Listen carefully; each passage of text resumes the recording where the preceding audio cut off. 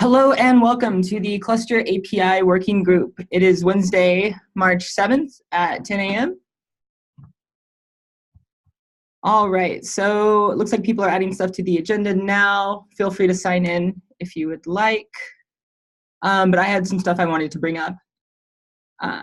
So I guess we'll start with the two items I added last night. The first one is, I don't know if we've targeted a stable release of the API yet, or if we're working towards that. Can anybody give me an update on where we are with getting this thing to a stable release? Yeah, I can give an update from our perspective here at Google. Yeah, so I think we scoped out quite a bit the last couple of months. The work that we have, trying to be as comprehensive as possible about what the design decisions, the implementation that we need for alpha, meeting some kind of a defined bar for alpha and what we have for beta. And I believe all those issues are tracked now, on GitHub. They've been reflected on GitHub. So you can see that for alpha, that's kind of what we're maybe what you're saying is stable release. We're thinking of alpha, the non-alpha release.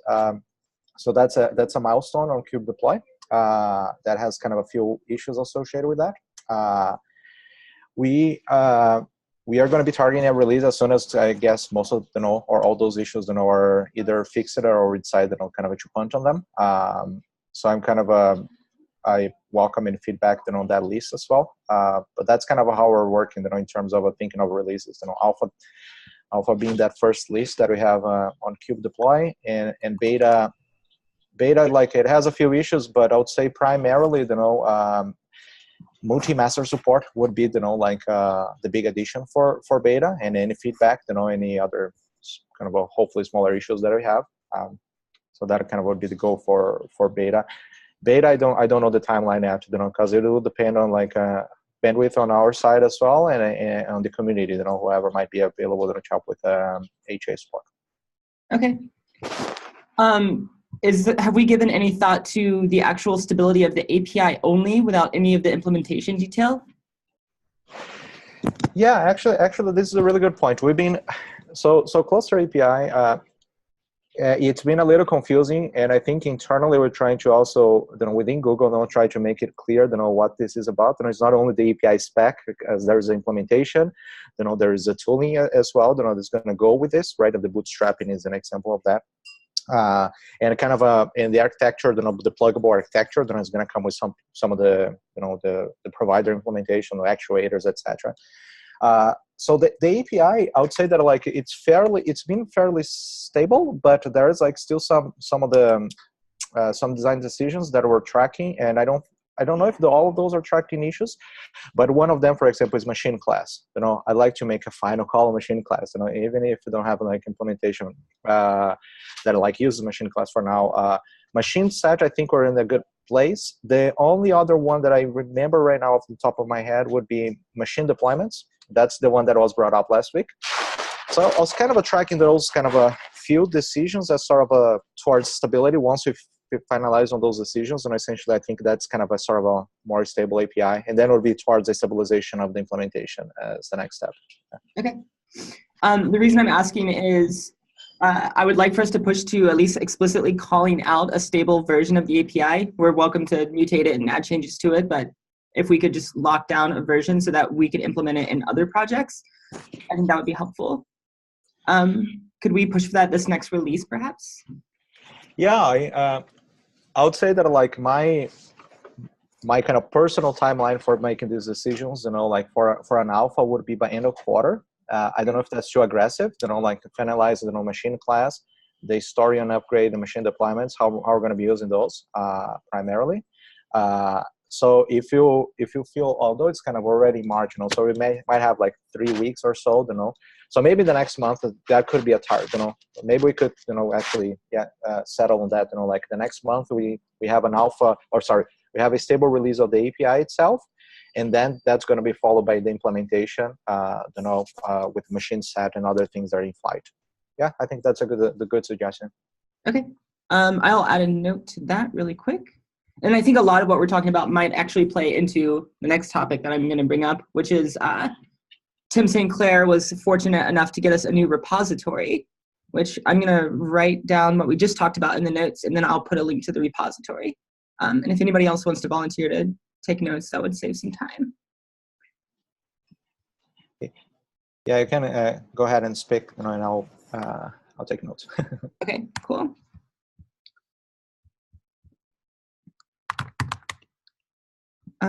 So it is, let me pull it up now. Yeah.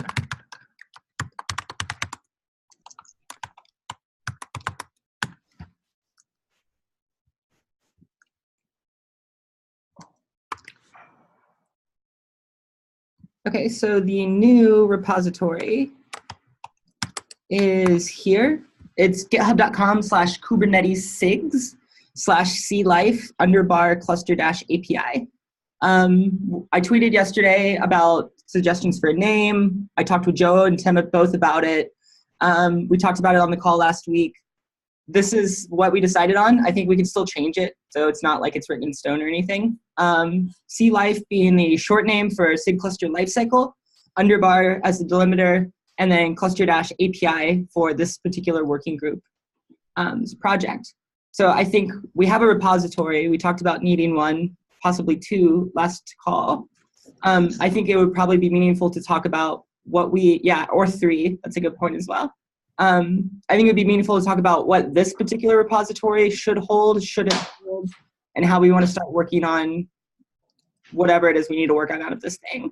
One of the topics we brought up last week was having the API in a standalone repository to prevent cyclical imports. So I would like to start the conversation off by suggesting we move the API component only without any of the implementation to this repository. Somebody tell me that's a bad idea. Okay. Just the types, you mean? Types.go, basically. I'm sorry? Just types.go is what you're proposing? Right, the types.go and then any of the auto-generate functions, whether that's like in a makefile or a bash script or whatever. And then that way we can version the API. But when you say not the implementation, you mean not the generated extension API server code, just the types and generated types. Correct. That sounds reasonable. Okay. I think what we tried to do before was just to keep it like in a separate directory in the same repo. And I guess we've moved away from that since we started. But that would be the other option, is just to keep it sort of just separate directory at the top level of our repo to make it easy to just import that part. If the steering committee is allowing us to create lots of different repositories, and that's another way we can do it. Yeah, it was pretty easy to get this repo set up. I think the hardest part was picking a name, but once we had a name, it was just a few seconds. I imagine that process will get harder as these repositories start to grow more. But right now, like, get it why it's good. If we need repos, we can get them pretty easily. One thing to consider is the difficulty in doing testing across certain repos. If we're going to have highly correlated repos and making sure the dependencies happen, or we test at head for all of them, or there's a lot of complication when it comes to testing. We can more or less apply the staging approach of the Kubernetes main repository as well. There is also a tooling built for it, but then, I don't think that at least the bots needs to be modified to handle our use case, to handle our repositories. Yeah, I think the reason we're still in the sort of the staging purgatory in the main repo is what Chris pointed out, which is the plan is to move everything in staging out to different repos, but then we have to have more sophisticated testing in place to deal with commits across repos. Well, you can't have commits across repos. Sorry, I mean like commits that would effectively span repos become multiple commits, which changes your testing story. And testing a code that's split across multiple repos is also a little bit more complicated. I'm curious why a single repo doesn't work. Like if we separated it out into separate directories and wrote tests that prevented, say, like the API types directory from importing anything else in the repo, why would that not work? I think the problem is we're getting into cyclical imports. Justin, I think, hit this with cops. He can probably speak more to that use case exactly. But just in general, I've always favored having an API definition live in its own repository so that if you are trying to vendor it, you're not having to deal with any of the noise of the implementation. Simple example would be implementation of the API, vendoring one package, the program I'm using, vendoring another, dealing with that conflict. But if you're only importing the API types, why are you importing the implementation? That those two should be separate if they're in completely separate directories. Okay. Most of the dependency tools simply take the entire repository, and then from there it becomes very messy. They assume a lot of different things, and especially with this use case where there are multiple provider implementations for different clouds, it's nightmare. If you try to import the Kubernetes repository on Kubernetes release update, you spend several hours, even days, wasting with this. Yeah, I agree. Dependency management is hard, but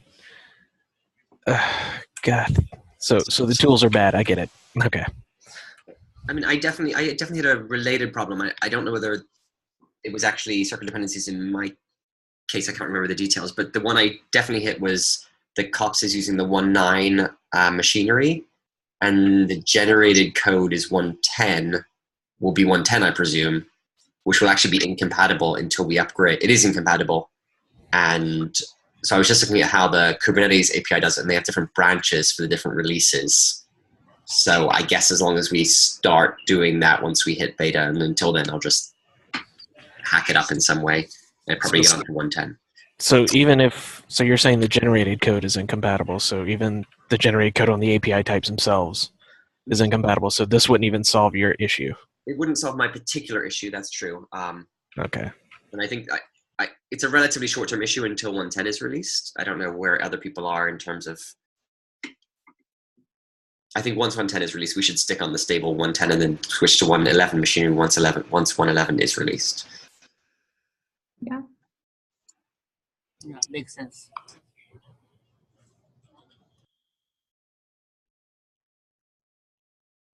Yeah, I have weak opinions about whether or not this should go in the same repo or just in a different package in a different directory. I'm kind of indifferent as long as it is vendorable is really all I care about.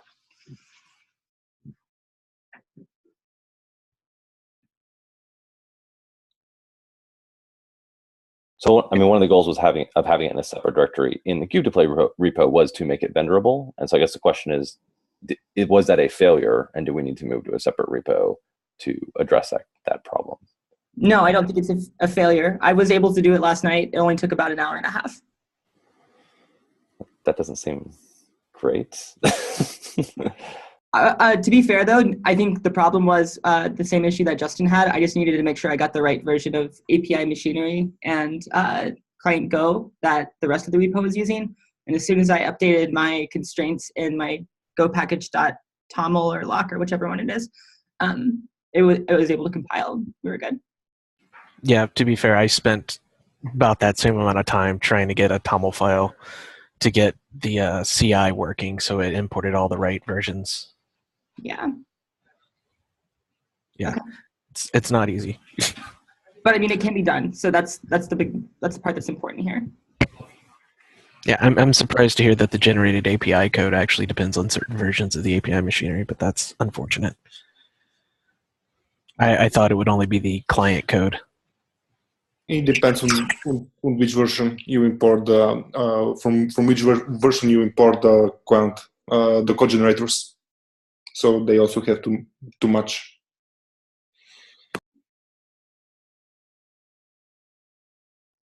Yeah, the API machinery API is not yet stable. It is considered an internal API. And they changed, I think, the codec scheme, the type of codec, the signature changed in some way in terms of registering something.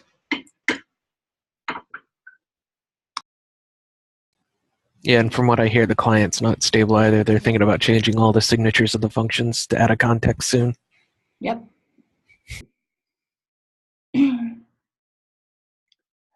So going back to the original question, the future of this new repository.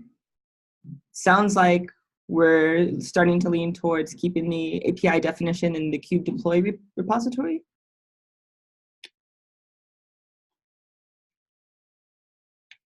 I think we should definitely get our own repository outside of kube deploy, because something that's more appropriate to just cluster API. I think the API and possibly the client should be in a repo, and then implementations of machine controller should be elsewhere, in my opinion. That sounds good to me. And we can, I think we should, I agree with that entirely. I think we should ask the API machinery folk why they split out API and client Go, whether it was specific to Kubernetes. It's the Kubernetes controllers is, I think, what caused the need for that third repo. But either we'll find out or we can ask them. If you have, for example, only the types into separate repo, you can more or less embed them into your own objects without. And if you don't use, for example, if you don't use the clients as well, so you can generate your own client. So this is one additional reason why you want to use it, only for embedding.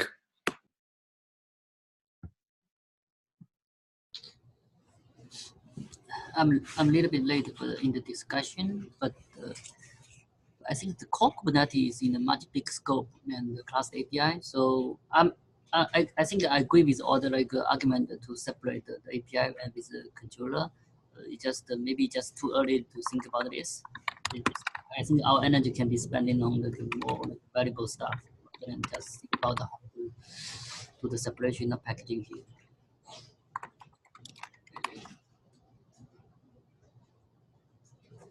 The question is, if we, let's say we move to the new repo, because the discussion started, about clarity of what we're doing, right? Kube deployed, is not kind of as clear and feasibility, so okay, the new repo makes sense.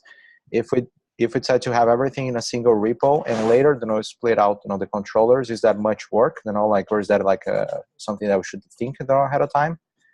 If it's not, I'm with Fang that we should punt on that if possible. Punt on the new repository? Sorry, punt on actually splitting out, the controllers. The new repository, I think we should do it. Okay.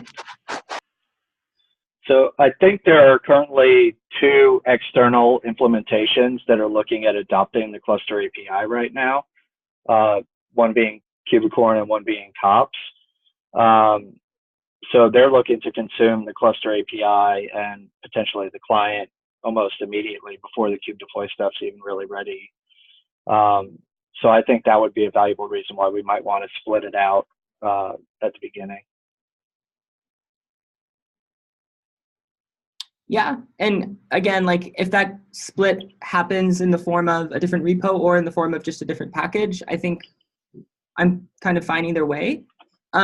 It's really important to me, though, that so that I can start vendoring and counting on the stability of it, we explicitly call out this in this location, because once I vendored it in, I really don't want to change locations. But this copy of the API in this location is stable, and we're not going to mutate it moving forward.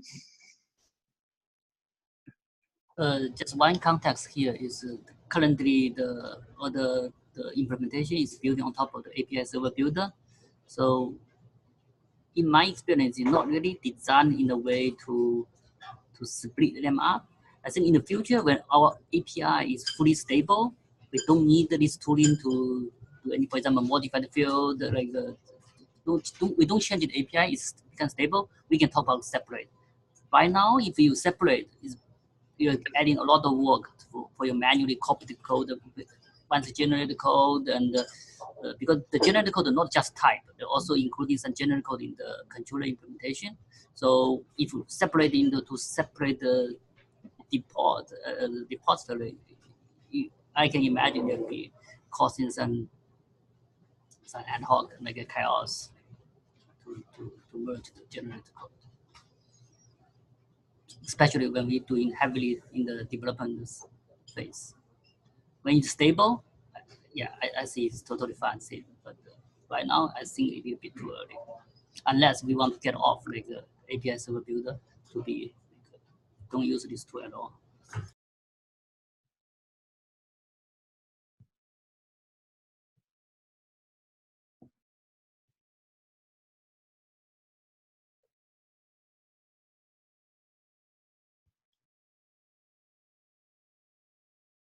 Okay, so do we want to take an action item to follow up on fleshing out a possible migration story and propose that next time?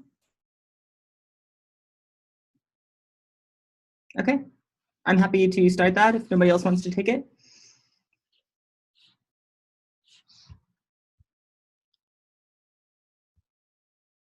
Cool, and Rodrigo, thank you for capturing that. I will move on to the next topic.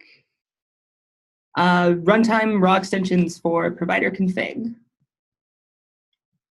Oh yeah, so I've been playing around with it, and for the external types, V1 version 1 alpha, it was working very great.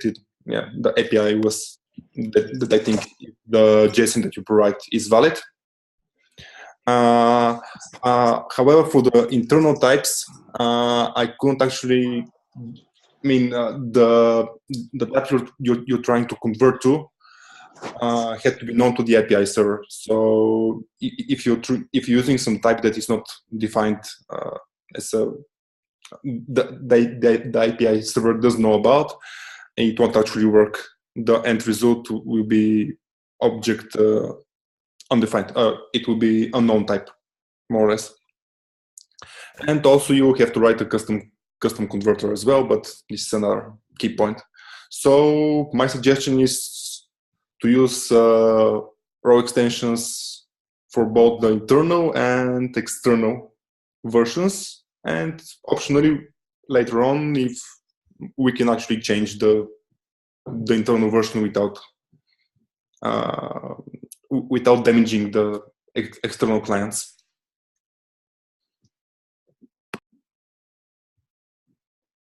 So the question here is, it looks like Robert's original question on the issue, changing from string to a runtime object.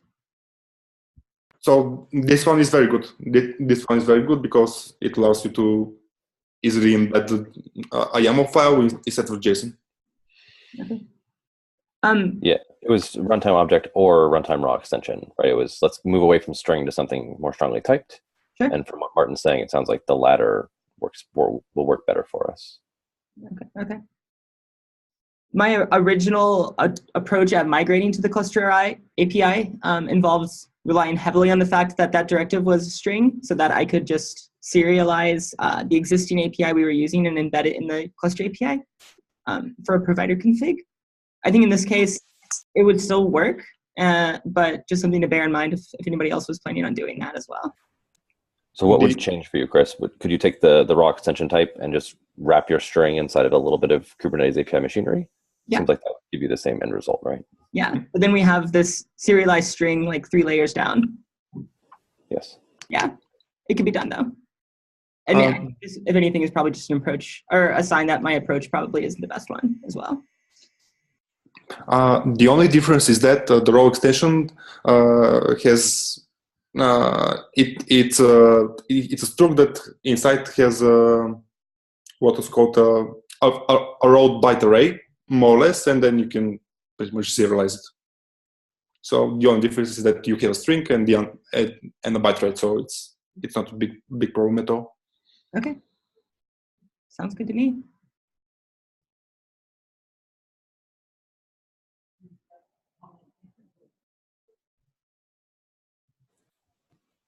Okay.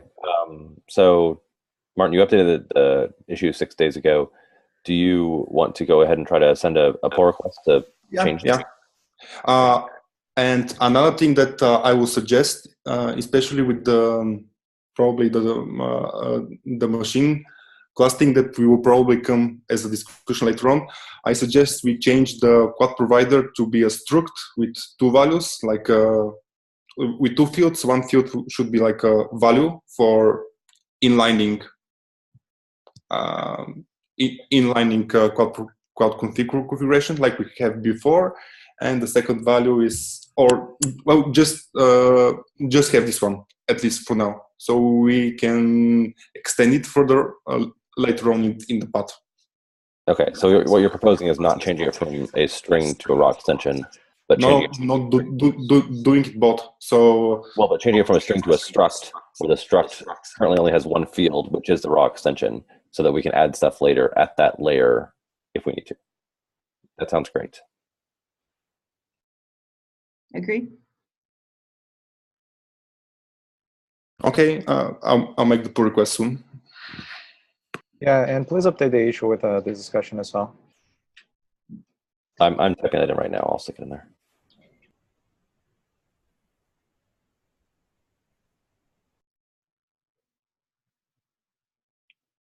Okay. Anything else on that particular issue?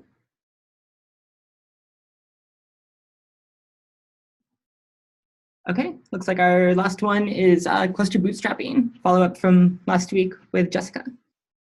Yeah. So last week I shared a proposal for how to approach cluster bootstrapping for folks to take a look at and give feedback. And I think some folks put some comments on the doc, but it overall doesn't seem like there's any big open issues or contentious points. But I wanted to see whether anyone wanted in the meeting to talk about it a bit more before considered it reviewed and final. We had a question here on our end. Okay, yeah. What is the use case for having the intermediary API server up and running? The intermediary. Yeah, so just made that word up. But it looks like we were spinning up an API server only external to the cluster we were mutating moving forward. What was the point of having two separate infrastructure bits there? Sorry, so the question is why spin one up on the outside? Right. Yeah, so the part of spinning up the full stack on the outside and then pivoting is that the only piece of code that really needs to know how to provision machines is the cluster management API stack. If you don't have an external cluster management API stack, then you will need a tool that knows how to provision enough to get the cluster running enough to have an internal cluster management API stack. And then you have two places that have provisioning logic. And also there's a lot of edge case handling you need to do for this as well. So it seemed a lot cleaner just to spin up that one stack that knows how to do things and then move it in and then continue from there. Okay. Go ahead. I was going to say, the question that I have with that is there any goal to keep that external cluster synchronized in the case of DR where you have to bring the cluster back up? The external cluster synchronized. So in terms of running state, you either have that cluster management API stack outside of the cluster or inside of the cluster. And so I would say, regardless of where you keep it, you probably want to have regular backups of that stack so that you can recover in case of some disaster. Did that answer the question? I think so. I think my biggest worry would be is state being left around from the bootstrapping API and then trying to recover that and trying to bring up a cluster from that stale state in a DR scenario. Okay. And that could be something that we easily solve via just documentation as well. Yeah.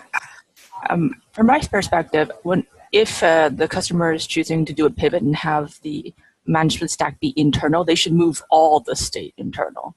We shouldn't be leaving an extra copy floating around on someone's desktop. Now, if they want a DR story, they should definitely be doing backups of said stack, but not go back to whatever stale copy they have on their desktop. Yeah, the thing that I'm thinking about and wrestling with in my own mind is that there are two DR scenarios or two disaster scenarios anyway. One of which is the one where you lose your cluster, you lose the state of it.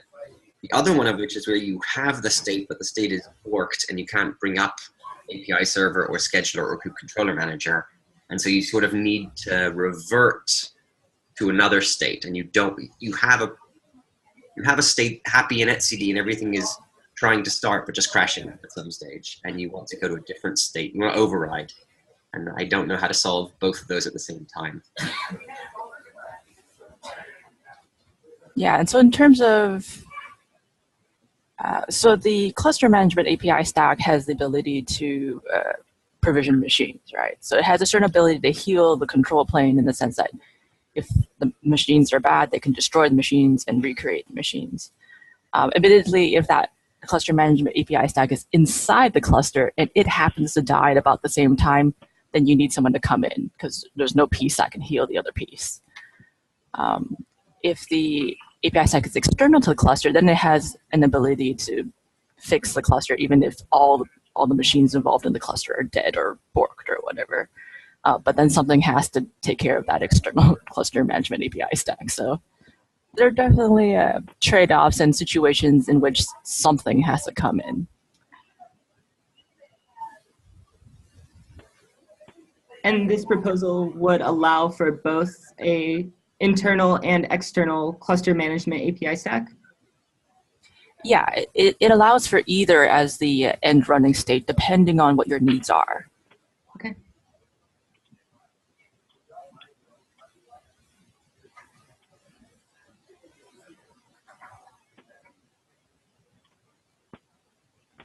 Okay, so I guess there's no other discussion we would like to have on this proposal. What is this proposing work as well, or just the pattern? This is proposing the pattern. I plan to follow it up with actually doing the work, but it's not saying concretely you have to do this. It's just saying this is the approach that would minimize code duplication and be flexible and all those desirable attributes. I think it seems like a sane approach to me. Okay.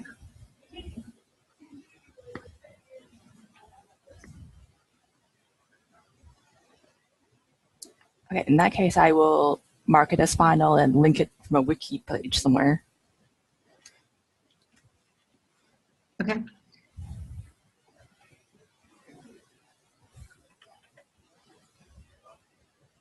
All right, anything else? Anybody else wanted to bring up? Anything else on the bootstrapping proposal from Jessica?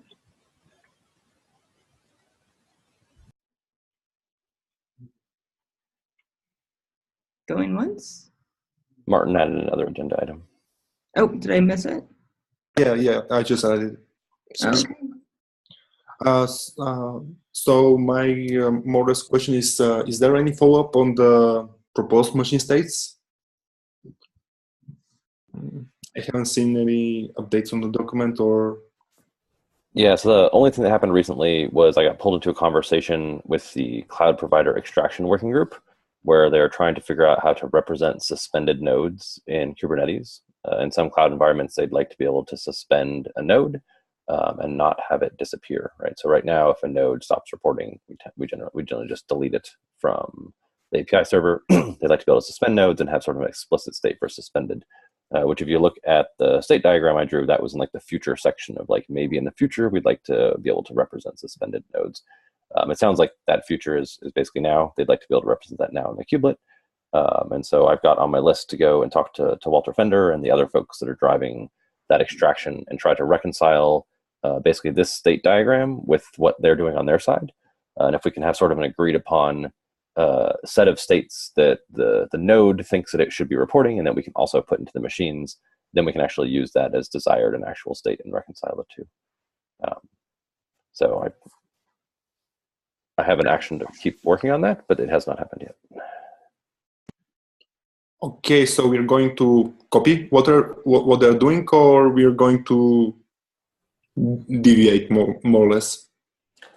Well, so what they're proposing is adding a state that's not represented in the state transition diagram as it's currently drawn, right? So right now the sort of steady states are running and drained, which is what is called standby, which are the two states we have in Kubernetes right now. A node is either running, it may be unhealthy, but it's running, or it's not able to have things scheduled on it, right? It's unschedulable.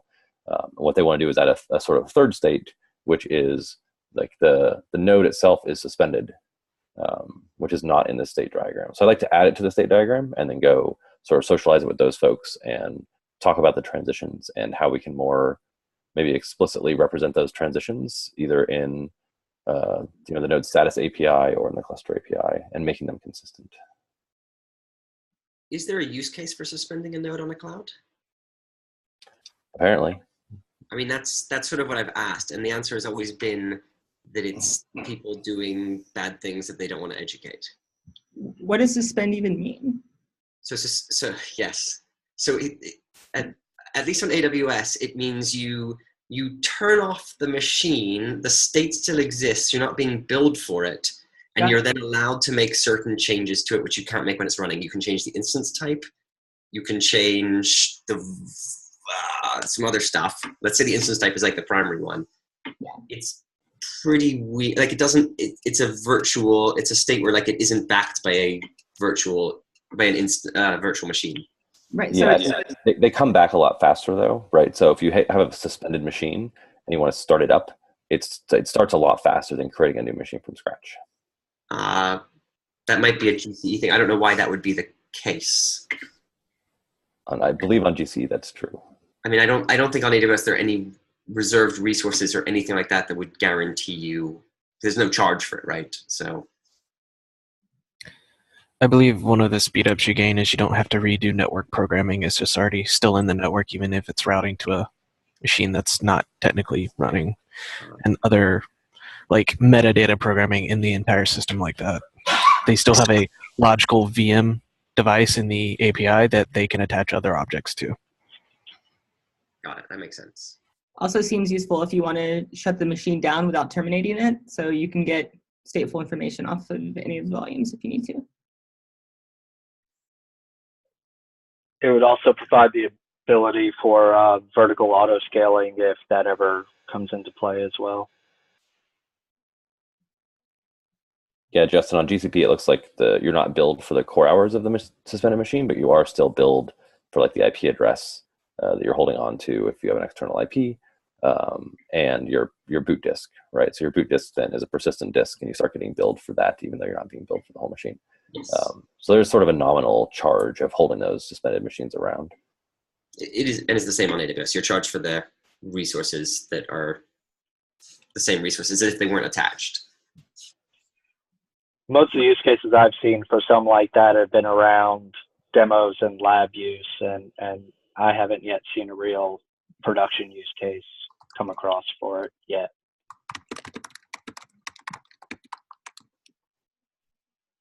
Presumably the folks that are trying to do the cloud provider extraction actually have a use case, because they're saying that they're running into issues trying to represent that state in some of the code paths that they have. So I don't know what those actual use cases are, but it sounds like they must have some.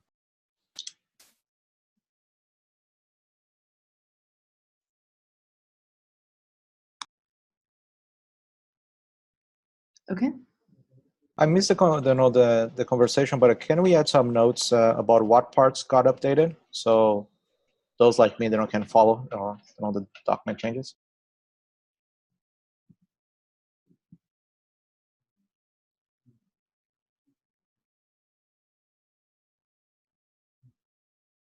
Yeah, I can add some notes really quick if nobody else wants to.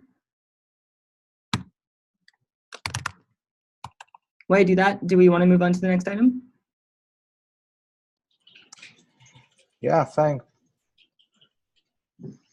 Okay, here's final goal. Yeah, last week I proposed to we are planning to remove the class API directory and also the class API GCP directory, and we will promote extend API server directory into possibly rename it to the class API, avoiding the confusion. So all the CRD based code will be removed. So just a final call here to see anyone have outstanding work item, have a dependency on the older code. I see still some PR still going on, like the machine set PR still using the old code. So I think it's probably a good time to merge and replace to the new code base. So if you have any question, concern, we can discuss here. the current plan, I was planning to remove the old code 1 week later. So.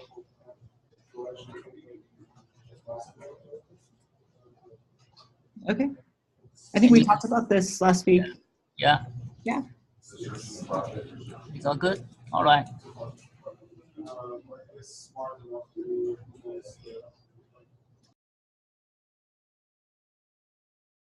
Okay. One more thing I wanted to bring up earlier in the call, we had talked about getting the API to a stable release. I would like to take a stab at trying to go through the backlog and figuring out which issues are there that would be needed to be taken care of before we could tag a copy of the API stable, if that works for everyone. Sure. Yeah, and yeah, keep us posted on Slack as well as as you have questions or make any major changes or something. Yeah. I don't think I would be making many changes, just trying to wrap my mind around what needs to be done before we can get to where I would particularly like to see the API so I can vendor it. Yeah, we might want to actually create maybe a new milestone, then just tracking the API changes, because I think the milestone alpha right now has the implementation. So we can do that as well, have a new milestone and start removing some issues to that, just for the API. Okay. Can somebody make that? Yeah, I can do that. Okay.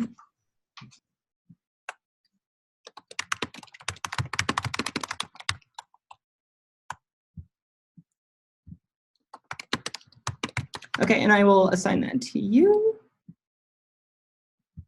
Anything else anybody wanted to bring up?